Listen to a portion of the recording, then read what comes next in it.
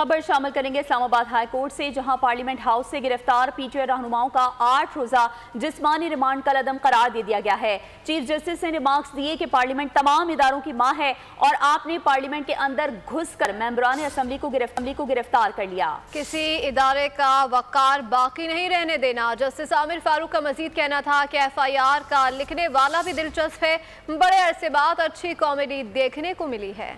Parliament तमाम इदारों की मां है, अंदर घुसकर मेंबरान को गिरफ्तार कर लिया। यही काम पहले इस हाई कोर्ट में किया, किसी इदारे का वकार बाकी नहीं रहने देना। Chief justice Islamabad high court के सख्त रिमार्क्स। गिरफ्तार पीटीआई रहनुमाओं का 8 रोजा जिस्मानी रिमांड कलअदम करार दे दिया। जस्टिस आमिर फारूक ने कहा, स्पीकर अपना काम कर रहे हैं, पार्लियामेंट से गिरफ्तारियों के खिलाफ दरख्वास्त आइंदा हफ्ते सुनेंगे। प्रोसिक्यूटर जनरल ने कहा, PTI जलसे में रियासत मुखालिफ तकारीर की गयी। अदालत ने कहा, अगर आपकी बात मान ली जाए तो फिर कत्ल के मुलजिम का तो इनकाउंटर कर दें, सबको फेयर ट्रायल का हक है। दौरान समाअत प्रोसिक्यूटर जनरल का कहना था कि शुएब शाहीन से डंडा बरामद हुआ, जिस पर अदालत में कह के लग गए। चीफ जस्टिस आमिर फारूक ने रिमार्क्स दिए कि FIR का लिखने वाला भी दिलचस्प है, ये इस्लामाबाद पुलिस है या रजिया जो गुंडों में फंस गई। क्रेडिट देना होगा कि बड़े अरसे बाद अच्छी कॉमेडी देखने को मिली।